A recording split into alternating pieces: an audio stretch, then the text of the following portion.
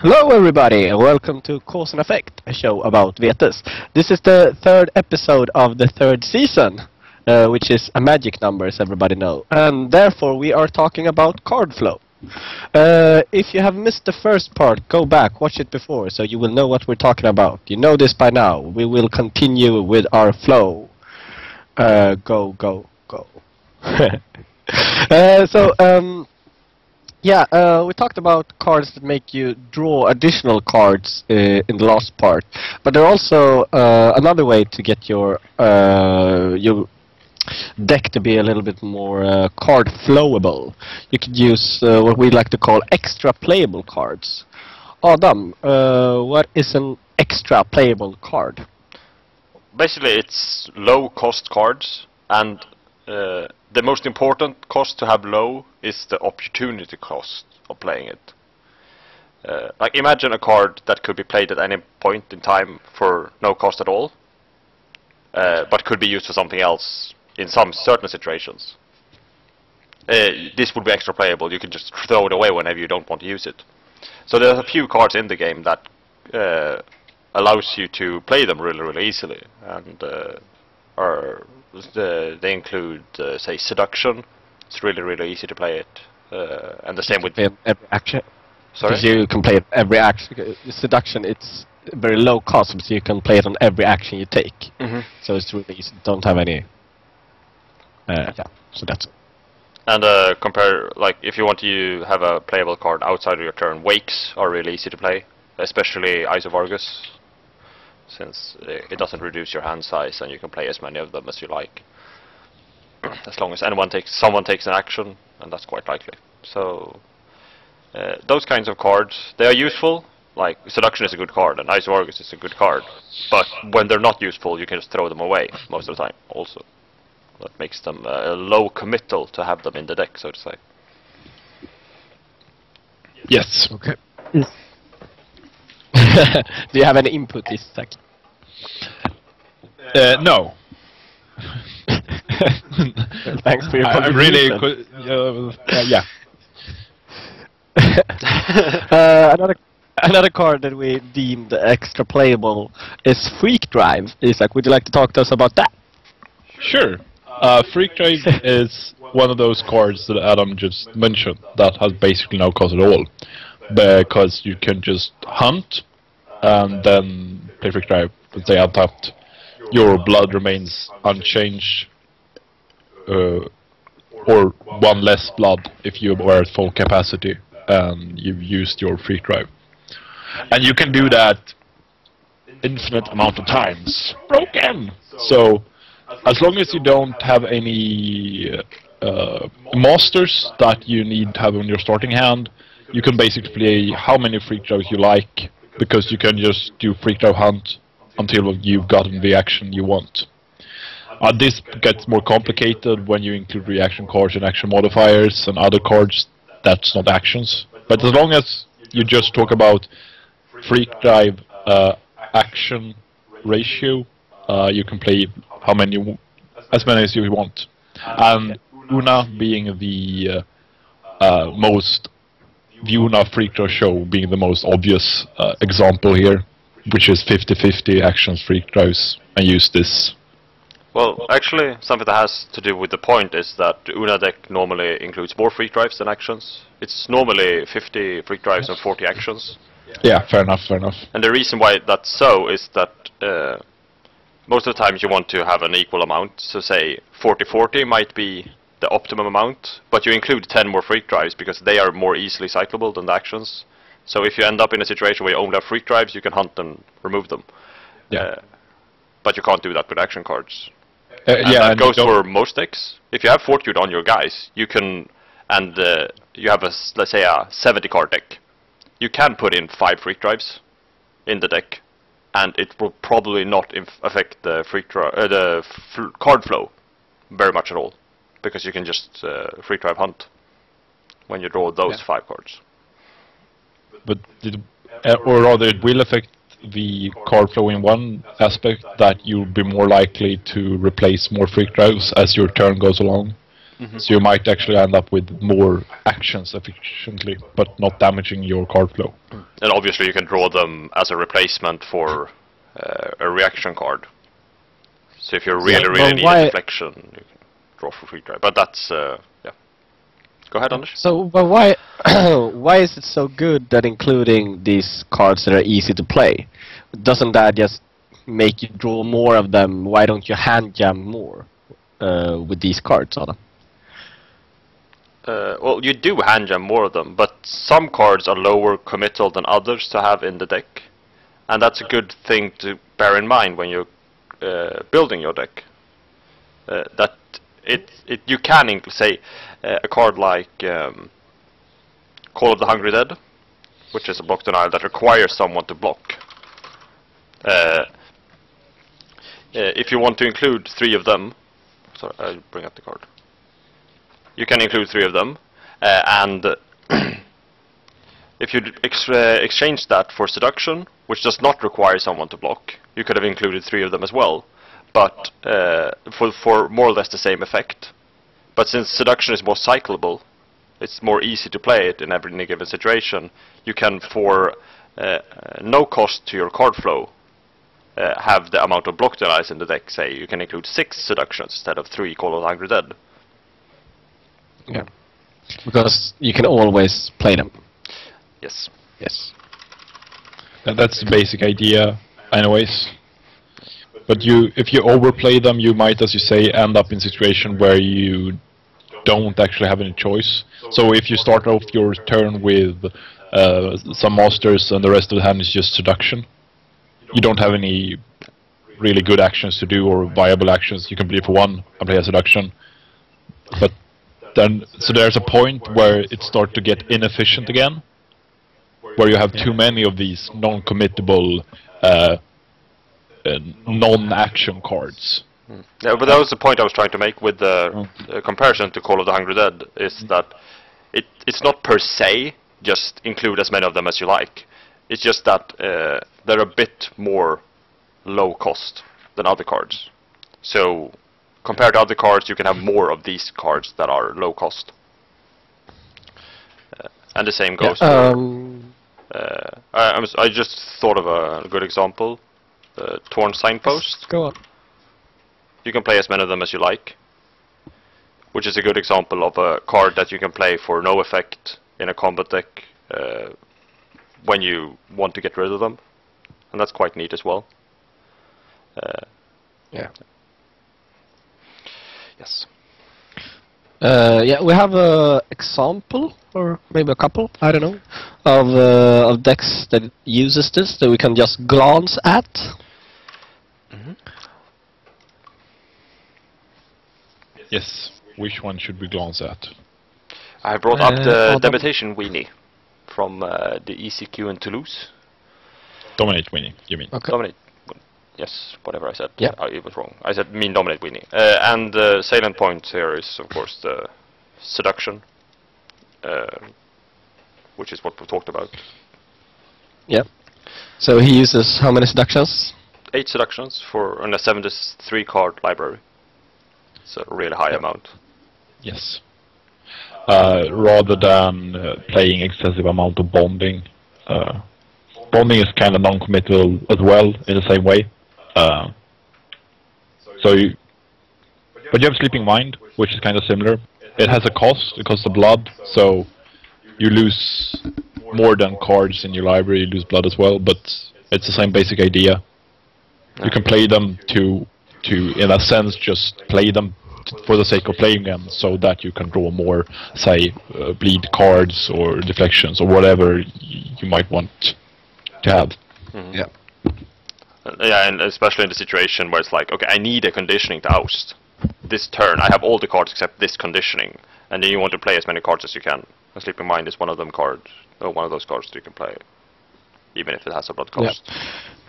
Yeah, and of course it has a good effect as well, which is, I mean, we should point out. It's good card. Seduction is a good card that really allows you to oust. So playing extensively with it can be very, very good, of course. Not just to cycle it. Yeah, I don't.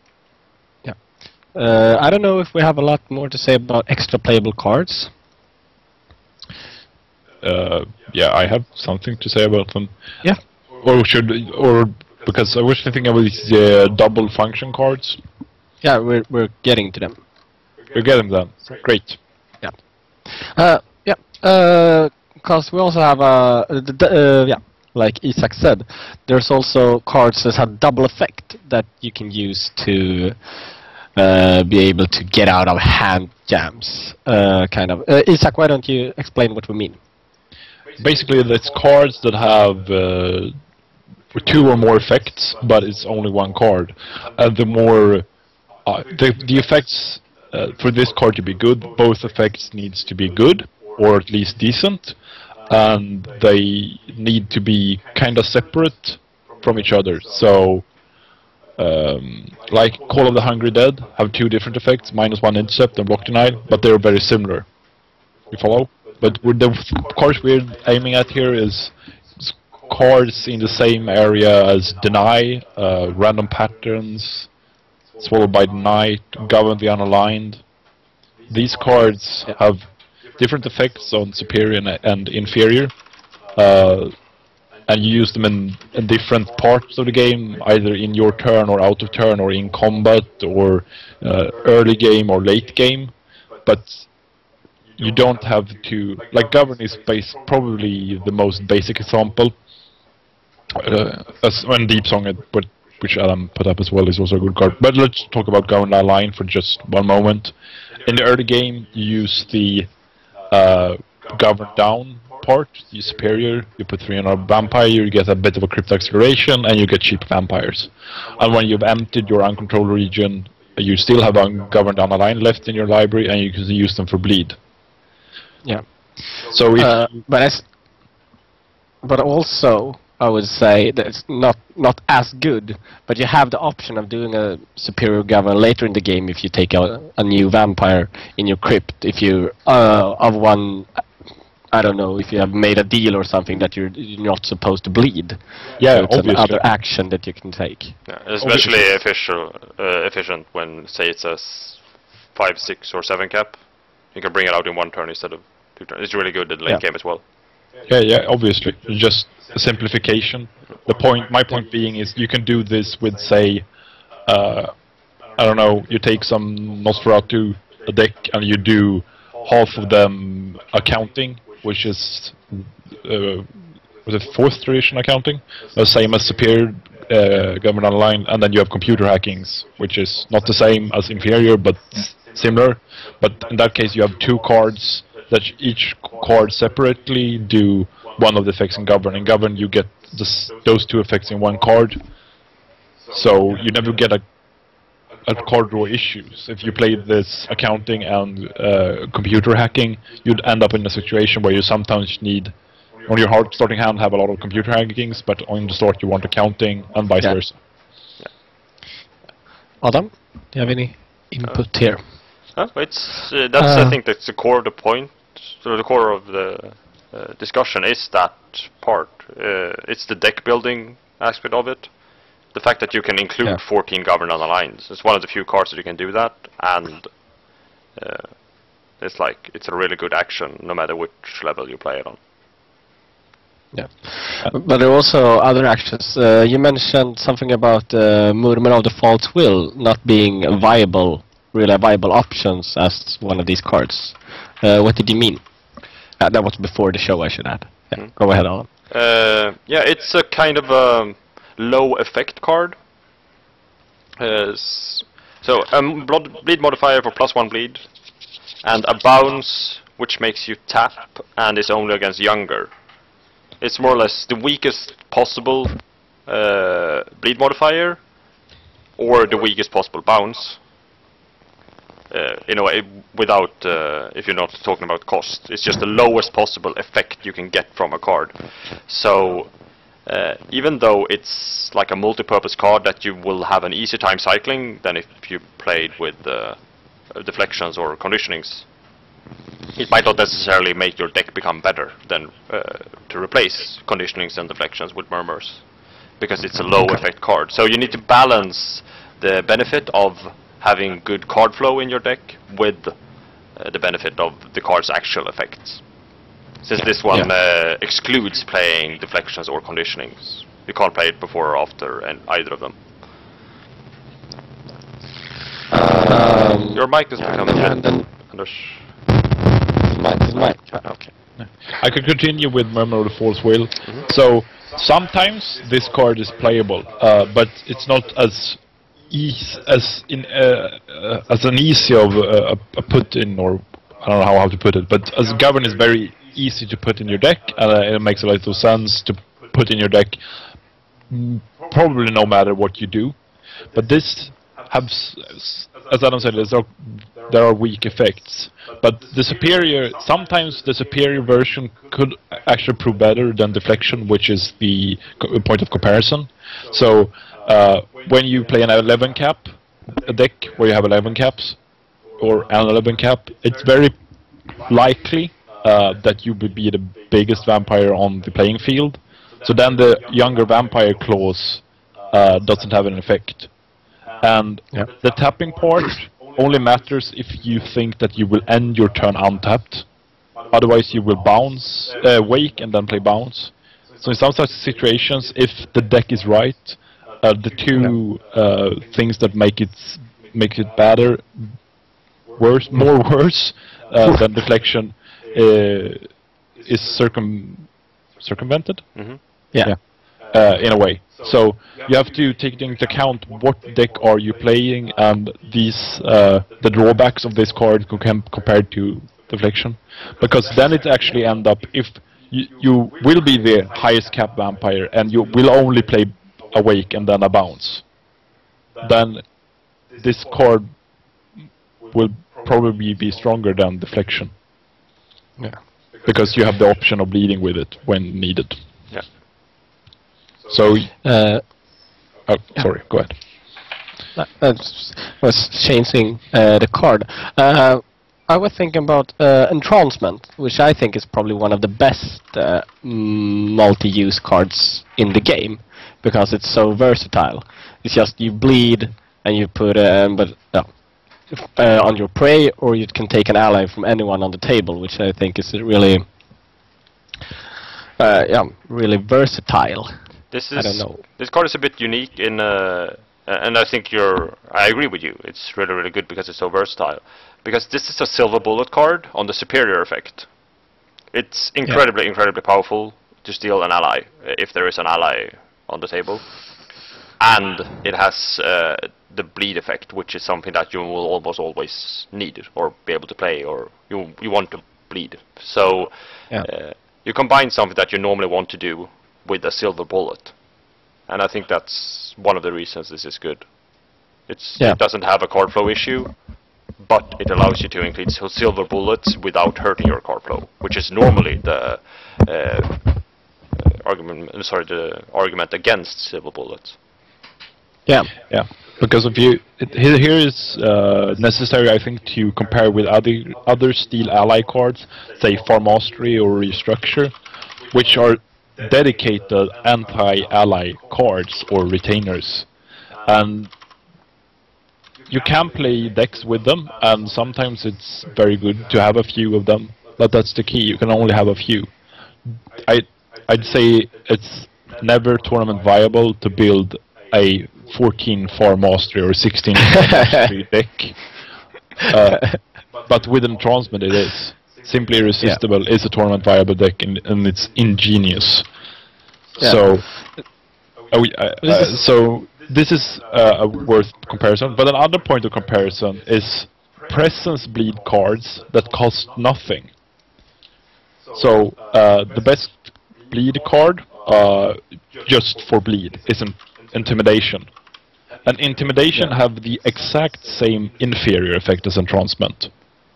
So when you compare Intimidation to Entrancement, and I think you should always do this when you build your deck to improve versatility and what you can play against.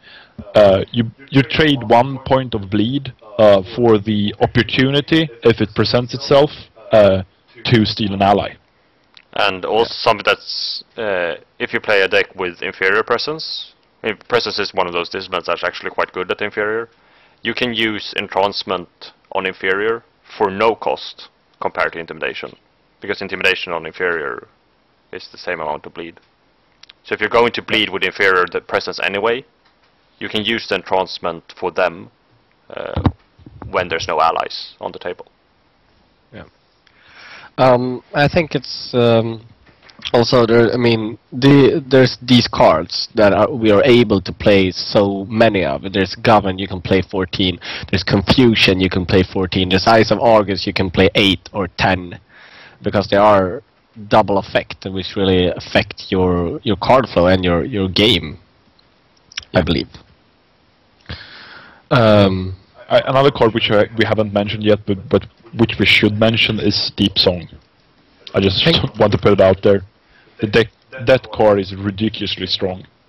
I like more or less the perfect rush on Superior. It's only the drawback of only being able to be played on vampires. Could prove devastating at times, but most of the time it's no problem. And you have a computer hacking, so you can do this switch from back rushing or forward rushing, whichever you're doing, and then all of a sudden turn your 4, 5, 6 animals weenies into 2 bleeders, and launching, making 10, 12 pool damage in 1 turn is very strong for a rush deck. I actually don't think the bleed effect is it's not a persuasive argument to play Deep Song. I think it's mostly played for the, say if you had changed that card to not have a bleed on inferior, it's only superior rush, a card would still be played to the same extent, because it's totally I think that's not right. I don't believe it would be played to the same extent. You can play what maybe would you do? maybe It's the best 6. rush in the game. Yeah, of course, but it's still just 1 rush, and I mean, you could. It's always better to change up a little bit of rushes, because you get DE2. It maybe isn't. I already play Bombs Rush in my Animalism bleed decks, or Animalism rush decks, because of the I2. I would keep the same amount of Deep Songs and Bombs Rush ratio with the bleed or without the bleed. So I don't think the bleed it's just an added benefit, but most of the time it's not used at all.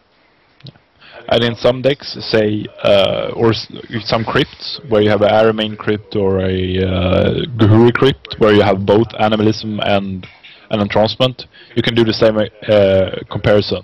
This is the same inferior as Entrancement, same inferior as Intimidation, same inferior as Enchant Kindred, but you have a different superior effect. So you have an easier time toolboxing or do something like that, because you have both bleed, which is offensive action, and rush that most of the time is a defensive action, but could also be an offensive action.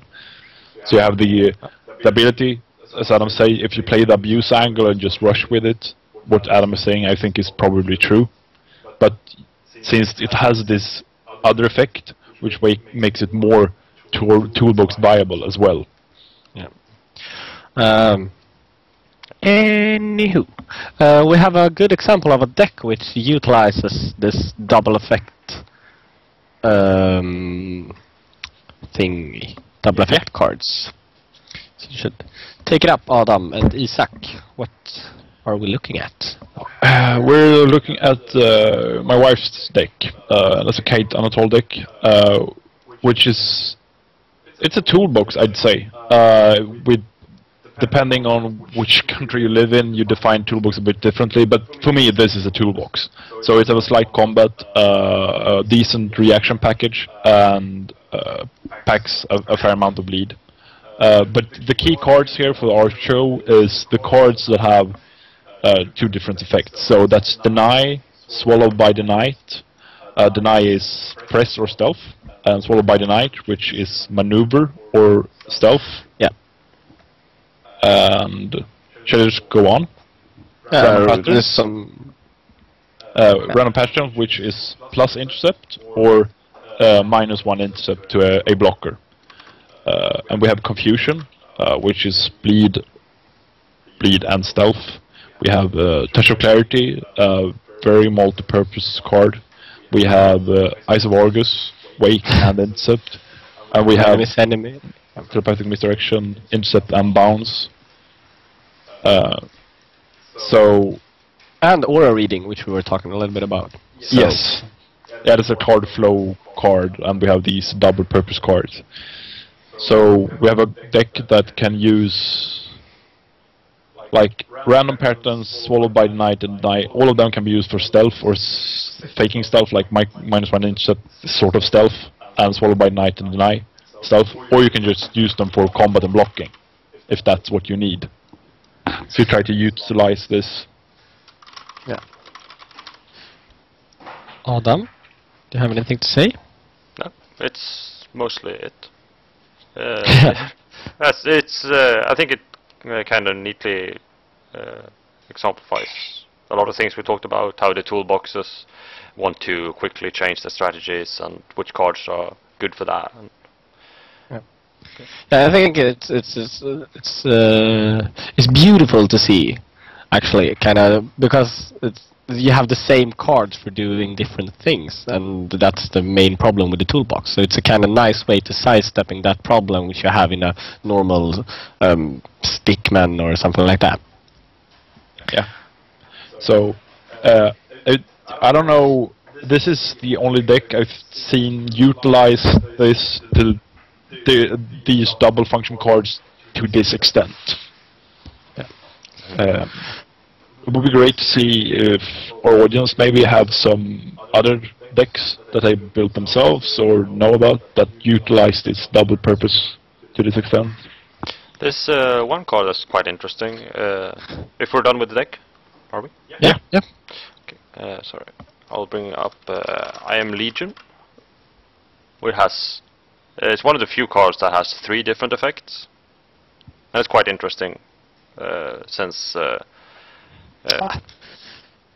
it's plus stealth. It's good. Constant Auspice card is denying bounce, and the superior is always playable to gain pull. It's an interesting card for it's just really good. That's more or less what I want to say. Yeah, if one is rich and do like to go to the eBays, I recommend buying a lot of these. I've been playing around some with the Ballis, and after every optimization, I've added more I Am Legion and removed other stealth cards. It's that strong, because it's really nothing wrong to have an I Am Legion, more or less, at any given point in the game. Yeah. In my experience.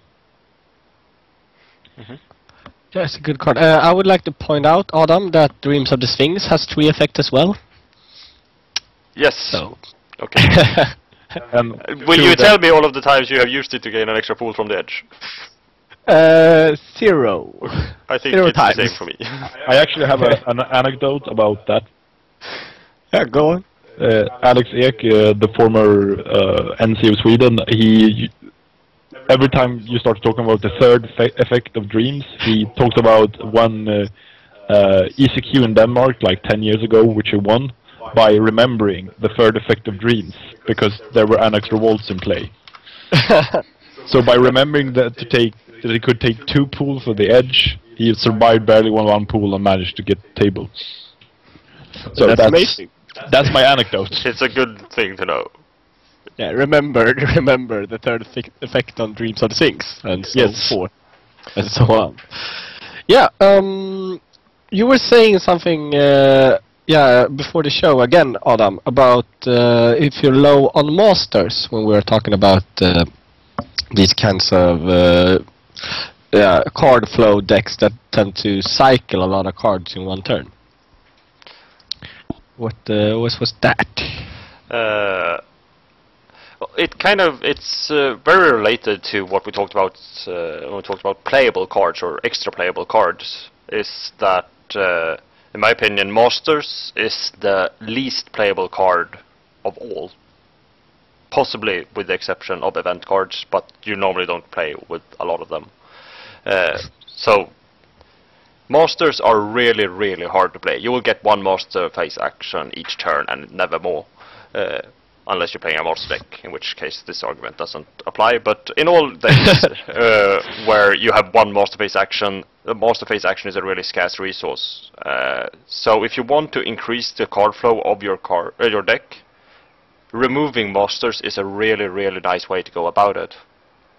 And we saw this in the deck we looked at just now, the Kite Anatole deck, which only has 6 masters.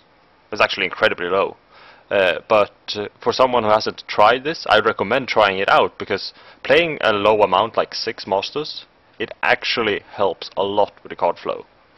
If you don't feel like the masters are pivotal in your gameplay, and you will want to win mostly by really strong minion cards, playing 6 masters is a really nice.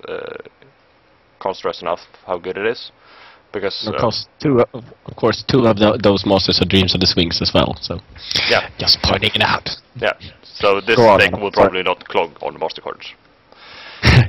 Very unlikely. Yeah. Well, and I think that's a experience many people have, that masters is normally what clogs the hand. Yeah. Yeah. Most people have been in a situation end the turn with 4 or 5 masters on hand and only 1 discard phase action. It can be a really horrendous situation. I think this is more true for toolbox or toolbox-ish decks that want to both react and act. So if you block out a turn, that could be, and play some combat cards, you could possibly remove 2 hands out of turn, and then you get to act in your turn. Or rather, I'd say first you act in your turn, you can remove between 5 and 10 cards in your action phase, then you block out a turn and you can remove an additional 15 cards. You mean cycle? Play them. Yeah, sorry. So this is an extreme case, but you could cycle up to 20 cards from your master phase to your next master phase. And if you draw 6 or 7 master cards during that time, that is horrible. That probably is this probably game over for you if you start your next turn with, say, 5 or 6 masters on hand. If there's so there's really a point in playing low masters if you expect that from one master phase to the next master phase you will cycle a lot of cards.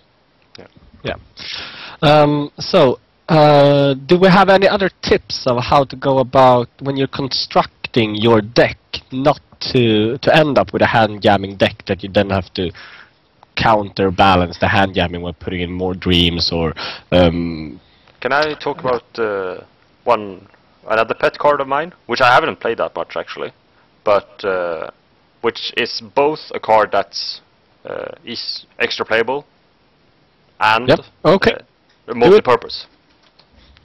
So I'll bring it up. Here it is. This amazing card, Force of Personality. It's multi-purpose in the way that it's really good against allies on the superior effect, and it has strike combinants and inferior, as you see. So it has the same advantage as entrancement, that it's a good effect on inferior that you want to use a lot of games, and it's a silver bullet effect on the superior. But it also has the benefit of being played at any point. You can use it as a seduction in the same way. It costs a blood though, so all this versatility, both the multi-purpose and the cyclability, costs blood. So that's the only drawback of the card. But otherwise, other than that, I think it's kind of unique in the way that it combines these 2 qualities that we've talked about in this show. And of course, there's a famous example of someone abusing this card, right? Isn't there? Abusing is a harsh word, but and famous might be an exaggeration, or rather, he's a famous player, I'd say. But this deck is not that famous, I think. Well, he made me a believer with this deck. Okay, so which deck are we talking about? Orion Gisela made a Vignes deck where he changed all the Majesties to Force of Personality. So, and he won with it, so it was good for at least that tournament.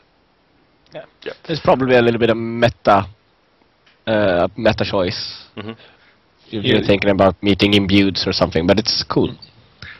That's Really very viable. cool. It's like usually you play a lot of, and he plays a lot of darings and a lot of force of personality in this deck. Otherwise, I'd say if you usually use daring if you face a lot of block decks, and if you play a lot of unmasking block, this card is a viable option. But it seems like Mr. Gisler were expecting to face a lot of block. Period. Yeah. He expected to win. Yeah, of course. Yeah. So anyway, that's a good card. Yeah, but can we as Adam pointed out, the blood cost can prove a real drawback.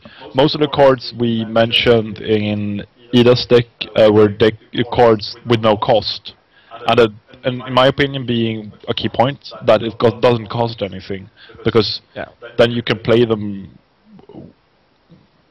whenever, really. Of course. So, yeah, a short then.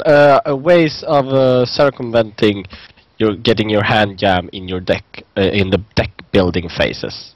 Isaac. This might sound boring and a bit excessive, but make the numbers. Count how many master phase actions you expect to have through a game, and count the amount of masters you have in the deck. Try to simulate either in your head or by goldfishing, i.e. just drawing cards and playing them, and transferring just for yourself, to see how many cards you actually end up using each minion phase, and how many cards you end up using each reaction phase. And then try to adjust cards, your cards in your deck, so that they fit your particular pace in that deck. So the masters fit into the pace of the action and action modifiers, and action and action modifiers fit into the pace of the reactions. Do you follow? Yeah. Adam, any tips? You can do this as well with counting the amount of actions. It's a lot harder to count, of course, but like you can simplify it. Say round 2 I would have 1 action, round 3 I would have 2 actions, round 4 I would have 3, and then 3, 3, 3, and then add them up a bit and see how well this fits with the action cards. But what could be even more useful is playing an actual game and counting the amount of actions you actually got to take that game, and use it, like infer from that one, and compare it with the amount of action cards, and maybe count how many action cards you discard, and have a data for that as well.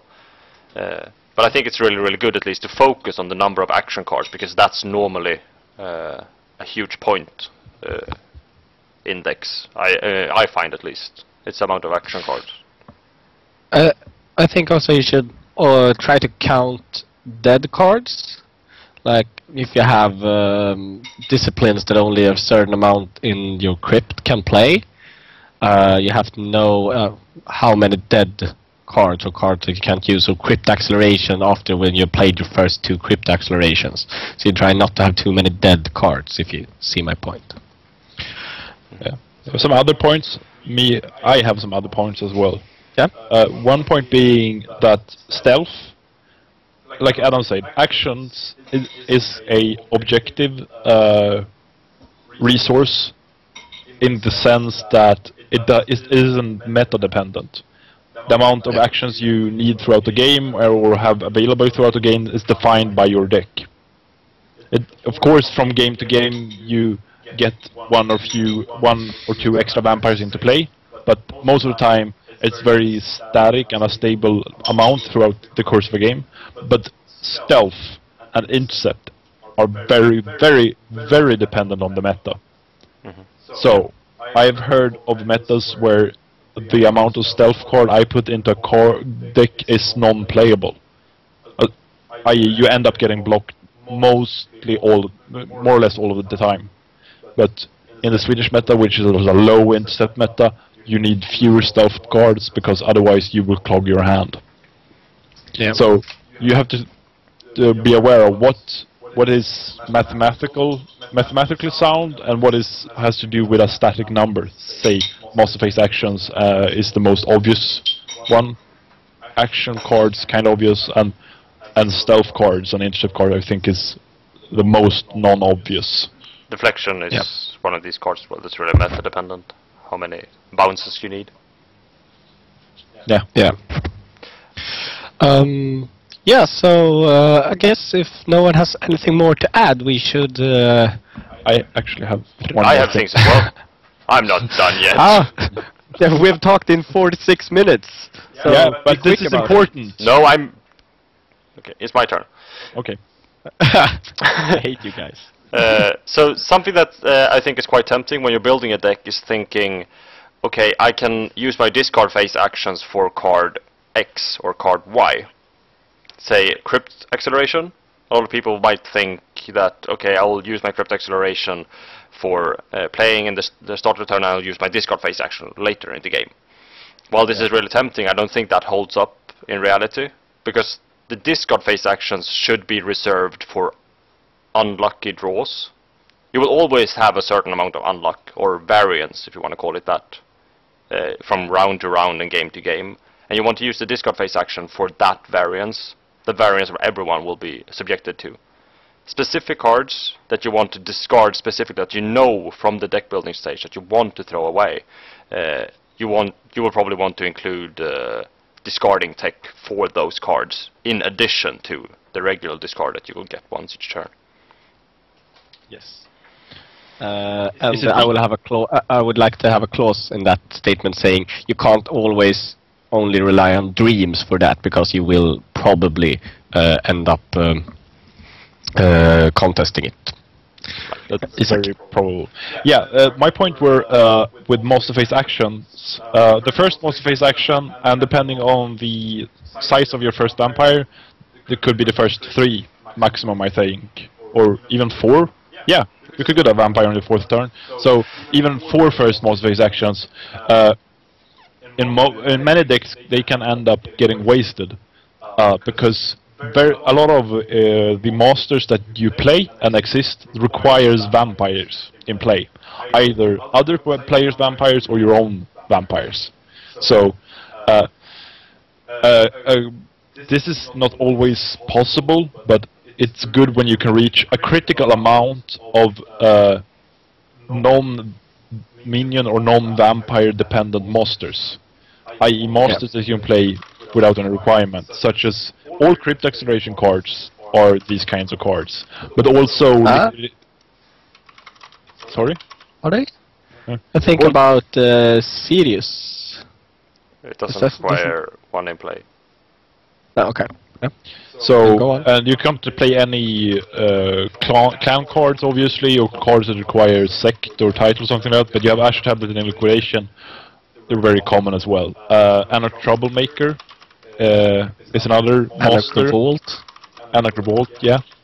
If you have a deck where you can count these non-vampire dependent monsters and to a critical mass, so say you have something like 15% or 10% of these in your deck, like I'd say 2 out of 3 games you can rely on having them on your starting hand, and that means that particular deck will be a deck which efficiently have more monster phase actions throughout the game.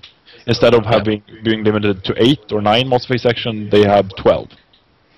So when you count the monster phase actions, you have to count the amount of non-vampire dependent monsters you have in your deck.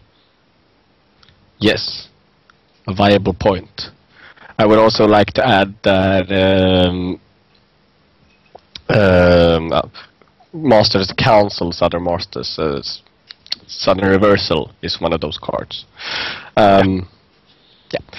Okay, so I think that's it for this time, actually. I would like to, before we end off, make a shout out to Stockholm Jihad at blogspot.com, a bunch of guys from Stockholm that are writing a blog about Jihad, which I think is really, really good and amusing and diverse, and I like it a lot, and I recommend all you guys to check it out. Yeah, and that's it for this time, actually. Thanks everyone for watching, and remember, if you have any thoughts, comments or ideas, you can post them on our Facebook page or send an email to the address below, which is causeampersandeffect@gmail.com. Remember to like us on Facebook, subscribe to our YouTube account, send kisses and hugs, checks and money, and little bears and stuff, and so on, and express your love. And later on we will post a thread on weekend.net where you can continue the discussion. So have a good week, everyone, and say goodbye, folks. Goodbye. Bye bye.